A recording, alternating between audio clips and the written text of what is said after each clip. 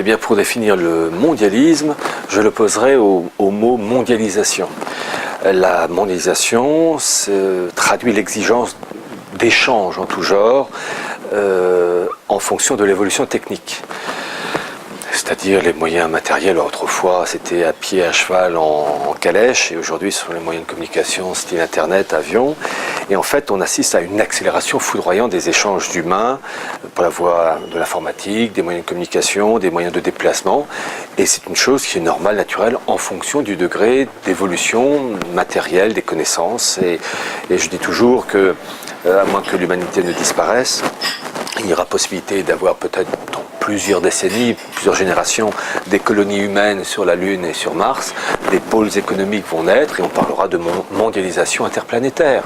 La chose n'est ni bonne ni mauvaise, c'est une évolution. Le mondialisme, lui, c'est tout autre chose, c'est une philosophie qui consiste à voir le genre humain d'une manière indifférenciée, à l'unifier sous des règles communes, à le standardiser, et à imposer des normes qui cassent les traditions, les caractéristiques du monde tel qu'on le connaît, la cellule familiale, tout ce qui a trait aux traditions, au folklore, mais au bon sens du terme, pas le folklore qui peut être un peu, comment dire, un peu moqué avec les danses traditionnelles, quoique ça fait partie des traditions, elles sont tout à fait respectables, mais des traditions qui font vraiment le propre d'une province. Par exemple, la Bretagne a des caractéristiques propres qui ne sont pas celles de l'Alsace. Eh bien, le but du mondialisme, c'est de faire un tout mélangé, indifférencié, de telle manière que dans la philosophie de cette pensée, l'idéal c'est d'atteindre un monde indifférencié, qu'on habite Paris, Oulan-Bator, Buenos Aires ou les îles Kerguelen. Enfin, je caricature, mais de telle manière qu'il y ait une humanité vraiment mélangée. Au sens, et d'où cette volonté de métissage.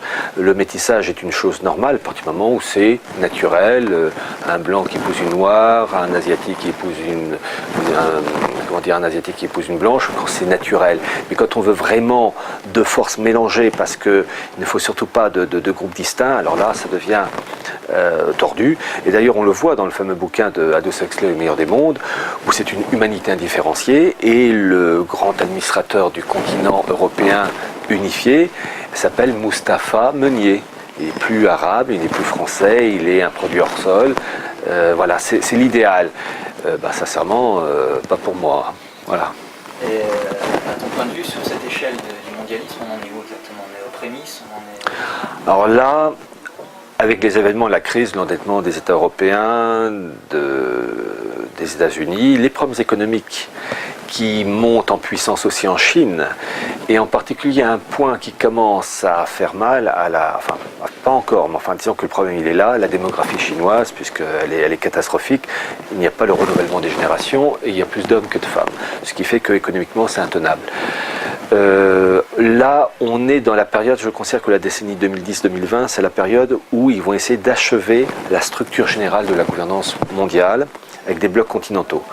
Ça passe ou ça casse. Alors, ça va casser parce qu'il y a un côté tordu, faire passer, essayer de construire un monde tordu qui viole même l'intimité de l'âme humaine. Il y a un côté malsain. Et la crise que nous vivons actuellement, crise de l'endettement, la crise aussi avec tout ce qui se passe dans les pays musulmans, la crise qui grossit en particulier entre l'Iran et les États-Unis et Israël, on sent que la marmite bout. En fait, c'est ça qui est terrible chez ces gens-là, le chaos. Il y a un chaos libérateur. Le chaos permet de rebondir à une étape supérieure. Créer un désordre, ordo ab chaos, c'est la formule classique, passer d'un état de désordre pour atteindre un nouvel ordre, mais régenté par de nouvelles règles. Mais il faut une zone de transition qui bouleverse les structures politiques, économiques, morales. Et là, le processus est bien lancé. Alors, avant de rentrer plus en détail, donc ma deuxième question, c'est quelles notions pour toi se rapportent à l'image du père? Quelles notions pour toi vont autour de ce terme? Du père, vraiment, je dirais le père, dans l'idéal, et c'est de moins en moins la caractéristique de notre époque, c'est la virilité. Alors quand je dis la virilité, virilité, c'est pas la virilité qui consiste à aligner les bouteilles de bière, même si j'en bois un peu trop, ou la vérité qui consiste à avoir un corps bodybuildé. C'est pas ça la virilité. Je pense toujours au cardinal de Richelieu, qui était malade à crever, tuberculose, qui faisait 1m48. D'une pichenette, on pouvait le faire tomber, mais c'était un mec. La vérité, c'est d'abord une tournure d'esprit, c'est... pour le père, c'est-à-dire sous-entendu le père à l'égard de ses enfants, puis le mari à l'égard de son épouse, c'est avoir un dévouement à l'égard de sa famille, une maîtrise de ses sentiments, de savoir, surtout quand on est jeune, éviter de batifoler à gauche et à droite. Ça aussi, c'est pas donné à tout le monde. Combien d'épouses trompées, combien de mariages qui ont été détruits parce que l'homme a été superficiel et il a aimé, il s'est fait avoir par les jupes de la voisine. L'homme, c'est celui qui reste fidèle à sa femme, qui la respecte, qui la... N'oubliez pas, on parle toujours du père, mais la femme aussi a un rôle central, l'âme du foyer. Et c'est la femme qui transmet, l'âme du foyer. L'homme ne fait qu'apporter une virilité dans ces structures. L'idéal, c'est que le père impose virilité, confiance et affection à l'égard de ses enfants. Un pôle de stabilité. Et le problème, c'est une chose qui est de moins en moins visible. Alors donc pour moi c'est le premier verrou qui amène à l'action dont tu as parlé tout à l'heure, c'est-à-dire le nouvel ordre mondial. J'aimerais que tu me donnes ton avis là-dessus et quels sont les mécanismes du mondialisme qui amènent en fait à cette destruction de l'image du père. Il y a une chose, il y a plusieurs éléments. Il y a le livre de Pascal Bernardin, Machiavel pédagogue. Rien que le titre déjà est très bien choisi. En fait, il s'agit de considérer que l'homme et la femme sont égaux. Et en fait, c'est la matrice républicaine qui nous l'apprend, ou bien tout simplement les textes de l'ONU. L'homme et la femme ne sont pas égaux. Alors attention, il ne s'agit pas de dire que l'homme est supérieur et la femme est inférieure, c'est absolument stupide.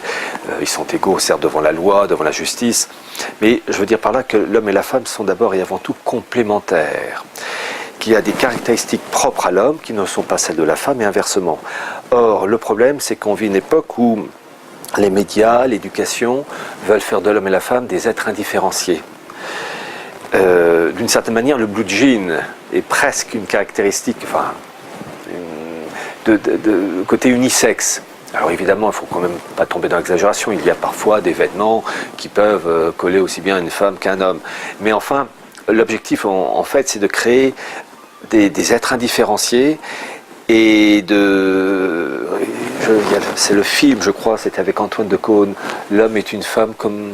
Je ne sais plus exactement, comme les autres, je crois que c'est ça. Un titre de ce style. Non, c'est faux. Et inversement, une femme n'est pas un mec. En fait, c'est cette volonté de dissoudre, indifférencier. Et ça rentre bien dans la matrice mondialiste, qui est révolutionnaire dans son essence, de rendre, faire de l'humanité un genre indifférencié, mélangé, où il n'y a plus de caractéristiques, il n'y a plus d'angle droit. Et tous les textes en faveur de l'éducation, qui viennent en particulier de l'ONU, enfin l'UNESCO en particulier, montrent bien cette volonté de casser, ces aspérités. Et, je vais vous dire une chose, on se tutoie plutôt, c'est en particulier les films avec des Lino Ventura. Lino Ventura, Belmondo, Jean Gabin, ce sont des mecs. Ça ne veut pas dire qu'ils sont parfaits, ils ont leurs défauts, mais ils sont attachants, ils sont solides dans l'épreuve.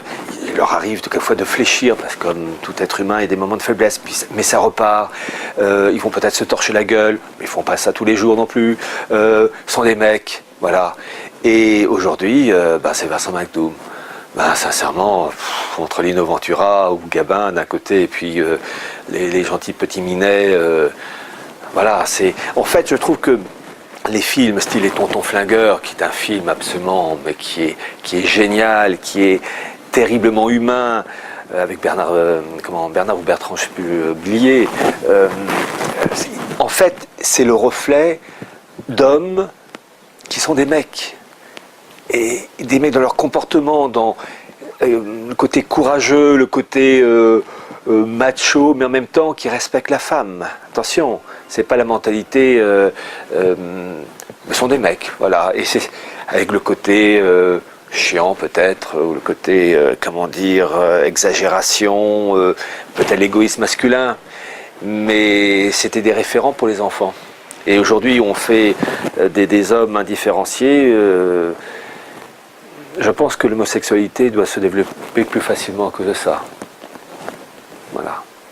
Mais est-ce que tu penses que ça a vraiment est-ce que c'est vraiment une clé pour le mondialisme de détruire d'abord cette image pour ensuite pouvoir détruire les nations? C'est un marchepied. Tout simplement, la famille, c'est-à-dire un homme, une femme, c'est la cellule de base. On fait sauter la cellule et par ricochet, tout suit. À partir du moment où il y a une cellule désorganisée, indifférenciée, eh bien, il en va de même avec les cellules composant les régions, les cellules familiales composant les régions, composant les États. À un moment donné, on ne fait plus la différence. Et ça rentre dans cette volonté de dissoudre. Mais c'est logique. De leur côté, je considère qu'ils font un très bon travail. Ils font un très bon travail. Ils ont parfaitement compris qu'il fallait cibler la famille. Et on en voit les résultats. Il y a un élément révélateur. Il suffit de voir le taux de suicide parmi la jeunesse, la drogue, ça va toujours en augmentant. La volonté, je veux dire, tous ces soirées en boîte, on va délirer. Hein, d'ailleurs, c'est bien le mot, une rave party. Hein, rave, c'est une partie, enfin, c'est délirer. C'est s'étourdir. Et donc, tout ça, ça rentre dans cette volonté de dissoudre. Et ça crée des malaises, il n'y a pas de secret, on ne vit pas dans une société épanouie. Les gens sont profondément malheureux et désorientés. Et tu penses que le retour de cette figure pourrait arranger les choses? Oui, mais pour permettre son retour, il faut une catapulte. Qui peut faire ça? C'est pas le système dans lequel on vit qui va le faire, puisque c'est lui à l'origine. Donc il faudrait que le système se casse la figure. Le système, quand je dis système mondialiste qui régit les États, que ce soit en France, en Allemagne, en Italie, aux États-Unis. Comment remettre sur les rails?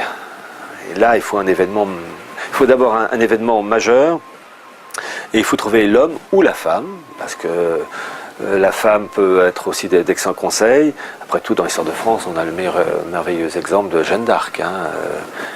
Jeanne d'Arc, tout en restant femme, a été un chef militaire et un indicateur spirituel aussi hors norme, unique d'ailleurs dans l'histoire de l'humanité. Il faudra quelque chose de ce style, je ne sais pas comment, mais on est mal barré. Est-ce que tu as des textes à donner en exemple qui ont permis cette destruction? Il faut lire, là je le redis, le bouquin de Pascal Bernardin, Machiavel pédagogue, qui est très sourcé, les références sont là, texte de l'UNESCO, etc. Et d'ailleurs il est très intéressant parce que, normalement j'aurais dû apporter le livre, mais dans le joyeux bazar de mes étagères, je ne l'ai plus retrouvé, il est là mais caché quelque part. L'auteur dit à un moment donné que, et il est tout à fait logique, que ce système qui déstructure l'âme humaine, et qui est à l'origine, qui est fomenté, élaboré par l'élite, évidemment il va de soi que l'élite se garde bien d'appliquer les mêmes méthodes pour ses propres enfants, que ses enfants, les enfants Rothschild, les enfants Warburg, les enfants Rockefeller, n'ont évidemment pas le régime de l'éducation nationale, ou l'équivalent en Angleterre ou l'équivalent en Italie. Ils ont un système classique, mais un système classique de pensée et de structure de la pensée, mais en vue d'un mondialisme. Parce qu'en fait, c'est ça qui est terrible. Pour mettre en place ce mondialisme, il faut avoir un esprit structuré classique. C'est-à-dire qu'il faut avoir une connaissance du bien et du mal pour savoir taper exactement. Quand on a l'esprit déstructuré, c'est-à-dire, je prends l'exemple du yaourt, on le renverse, ça fait un splash, il n'y a plus d'angle droit, là, vous ne pouvez plus rien faire. En fait, l'élite a besoin de conserver des valeurs, de pensée rigoureuse pour continuer son œuvre. Mais en revanche, le reste, la masse, elle peut moisir, et d'ailleurs il faut qu'elle moisisse. Est-ce que tu penses que donc ça reviendra par la formation intellectuelle. Oui, ah bah il n'y a que ça. Mais faire le mal, vous savez, c'est très facile. Faire le bien, remonter la pente, il faudra d'abord que le système saute. Il n'y a pas de secret. Il faut qu'il disparaisse à la racine. Et ça ne peut se faire qu'à l'échelle planétaire. Parce que je ne vois pas un pays, admettons la France, grâce à un événement prodigieux, revenir sur les bons rails, grâce à un homme ou une femme qui arrive à attirer à lui ou à elle des gens qui comprennent que c'est cet homme-là qui va permettre le renouveau. Il faut que ça soit tous les pays du monde. Il faut que ça soit, en tout cas, à la rigueur, sans être méchant, la Papouasie-Nouvelle-Guinée, si elle disparaît sous les eaux, c'est pas embêtant. Mais il faut que l'essentiel, que la plupart des pays européens retrouvent cette voie-là. Et en particulier, il faut impérativement que Vatican, l'Église catholique, change de fusil, enfin de fusil d'épaule. Parce que Vatican II entre aussi dans cette volonté de décomposition des esprits. Je comprends tout à fait les gens qui sont anticatholiques ou indifférents quand on voit le côté mélo, stupide des hommes d'église, on s'enfuit. Il n'y a aucune structure. Donc en fait, il faudra, oui, quelque chose de grandiose. Mais le problème, il faudra ensuite, pour reconstruire, trouver les quelques hommes et quelques femmes qui ont encore l'esprit intact ou pas trop contaminé pour servir d'exemple et d'éducateurs. Il n'y en a plus beaucoup. Hein. Le stock se réduit comme peau de chagrin. Donc ma dernière question, tu penses que le peuple, on va rester à l'échelle nationale, est-ce que le peuple a besoin d'une image forte?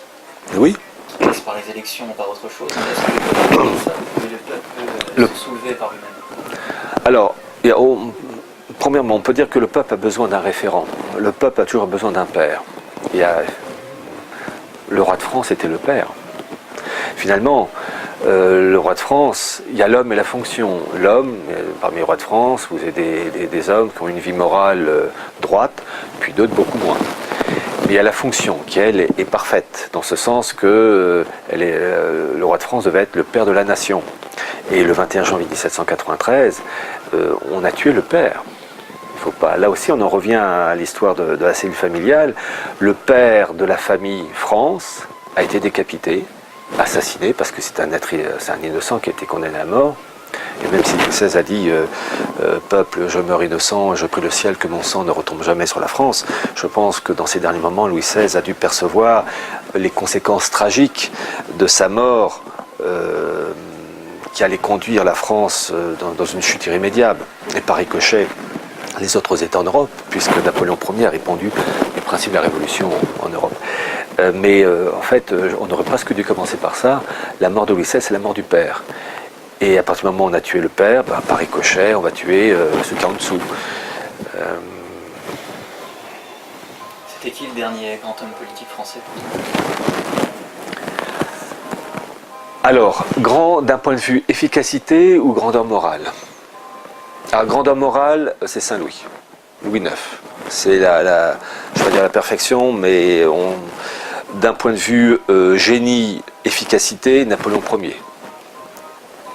Mais d'un point de vue élévation et de perfection morale et de droiture, en tant qu'homme et en tant que chef d'État, dans l'histoire de France, c'est Saint-Louis, ça, oui. J'en ai une petite dernière qui me vient et après c'est terminé. Oh, c'est même une deuxième, troisième. Est-ce que la solution peut passer par la République et la démocratie, à ton avis? Puisque les derniers exemples ne sont pas dans ces régimes. Le problème, c'est que, déjà actuellement en France et dans les autres États européens ou américains, on ne vit pas en démocratie, c'est une oligarchie. Donc déjà, là on nous rabat les oreilles avec la victoire de François Hollande, Young Leaders, la fondation franco-américaine, truc atlantiste comme Arnaud Montebourg d'ailleurs. En fait, ce sont des employés du système qui arrivent au sommet des partis politiques, qui pensent pareil, qui sont tous affiliés à des groupes de pensée mondialistes, et on a à choisir entre A, A', A seconde. Autant te dire que c'est exactement pareil. Donc là, dans la situation actuelle, il n'y a aucun espoir. Une réelle démocratie, ça existe, le cas suisse, mais pour moi, la véritable démocratie, qui est pratique, utile, c'est lorsqu'il s'agit de sujets qui concernent la vie de tous les jours. lorsqu'on demande, par exemple, à des habitants d'une ville s'il faut construire un tramway ou pas, là, les gens sont conscients qu'on peut effectivement avoir besoin d'un tramway, ou bien d'autres vont dire, écoutez, on a assez de bus, comme ça, bon, des choses pratiques de la vie de tous les jours. En revanche, demander l'avis à des millions de Français, donc dans le cas de la France, sur, pensez-vous, c'était le cas en 2005, que le traité Giscard est une bonne chose, les gens à 99% sont incapables de donner une réponse, parce qu'ils n'ont ni la formation intellectuelle, il fallait avoir des connaissances juridiques, historiques, politiques, pour la France, en lisant avec d'autres États, mais qui est capable de jongler avec ça. Donc en fait, je considère qu'il vaut mieux, je crois que c'est le pape Pie IX qui disait que la démocratie est suffrage universel, mensonge universel. Oui, on ne peut pas demander à des gens un avis sur des sujets élevés. La plupart du temps, ils en sont incapables, mais ce n'est pas un reproche. Il y a des sujets, je ne peux pas répondre parce que je n'ai pas les compétences, soit scientifiques, etc. Et donc, me demander de voter pour ou contre, ça n'a aucun sens. C'est voter, en fait, on profite de l'émotion, du côté, je pense toujours à la phrase de Talleyrand, agiter le peuple avant de s'en servir. Et sous coup de l'émotion, on vote pour, on vote contre, alors qu'en fait, c'est jamais le résultat d'une réflexion s'appuyant elle-même sur des connaissances. Je ne crois pas en la démocratie. Non. Et tu ne crois pas à une certaine intuition qu'il peut y avoir, par exemple, en 2005, où malgré la propagande du européiste, le nom qu'il a... Oui, alors ça, j'y ai toujours cru. J'ai toujours cru à ce que j'appelle l'instinct de survie. C'est-à-dire que vous avez des personnes, peu importe leur origine sociale ou niveau d'études, qui sentent, il y a un instinct qui dit ça c'est bon, ça c'est mauvais. Ils n'arrivent pas à expliquer, et je veux dire heureusement que ça existe, mais l'instinct est bien sur une période courte pour éviter un danger imminent. Mais on ne fait pas une politique sur l'instinct sur des dizaines d'années, il faut un esprit structuré. Mais heureusement, oui, il y a des moments où l'instinct de survie joue, et là le peuple... mais passer cet instinct, il faut quelque chose qui canalise dans le bon sens. Et pour le moment, on en est loin. Ce qui canalise, c'est l'image du Père. C'est l'image du Père. Et des référents éternels. Attention, qu'il y ait des choses qui changent avec le temps, parce que la technique évolue, etc. C'est sûr, mais il y a des valeurs éternelles, et le Père est une valeur éternelle. Et en fait, la mort de Louis XVI, c'est la mort du Père, le Père de la Nation, et on s'en est jamais relevé, finalement. C'est un symbole très... On a tué un innocent, et on a tué le Père. Et à ce sujet, en ce qui concerne la destruction de la famille, je disais que donc la mort de Louis XVI, c'est la mort du Père, mais il faut prolonger avec la destruction des tombes royales en septembre-octobre 1793, je ne sais plus la date exacte, où là on détruit les tombes des rois, reines, dauphins, etc. Ça remonte jusqu'à Dagobert, donc 600 et quelques. Et en fait, on détruit le cimetière de la famille du Père. C'est-à-dire que tous les parents, grands-parents, arrière-grands-parents du père de famille qui était le roi de France ont détruit en violant les tombes et en balançant les os dans une fosse commune. Donc c'est vraiment la destruction de la cellule familiale, mais aussi du souvenir de cette cellule familiale qu'on essaye de détruire, mais vraiment jusqu'au bout, sauf une tombe qu'ils n'ont pas pu réussir, qu'ils n'ont pas découvert. Et là, je vois un signe de la providence, c'est la tombe de Saint-Louis. Et là, ils se sont acharnés pour trouver la tombe de Saint-Louis, qui était donc pour eux le tyran, le despote, enfin les conneries idéologues habituels. Ils n'ont jamais pu. Bon, c'est révélateur. Mais enfin, bien comprendre que le sac des tombes royales, c'est vraiment détruire. Je m'adresse là aux personnes qui vont écouter cette vidéo. Imaginez qu'on détruise les tombes de vos parents, grands-parents, arrière-grands-parents, grands-oncles, qu'on jette les os dans des fosses communes. Ce serait une manière de détruire vraiment votre famille, ce qui est à l'origine de votre famille, le souvenir familial. Le souvenir familial, on ne le trouverait plus parce que les tombes étant détruites. Et là, c'est pareil. Là, on a détruit la cellule du monarchique, le roi, la reine, Marie-Antoinette qui est décapitée le 16 octobre 1793. On va s'acharner aussi sur les enfants et le malheureux petit Louis XVII qui, normalement, est mort au Temple. Il y a quelques doutes, mais enfin bon. mais surtout on détruit l'arrière-fond de cette famille royale capétienne, les ancêtres, vraiment effacer la famille et les origines de la famille. Ben, c'est ça le mondialisme, et je le déteste. Voilà. Et si les gens ne comprennent pas ça, c'est que vraiment ils ont l'esprit vérolé. Et le mondialisme leur fera aucun cadeau.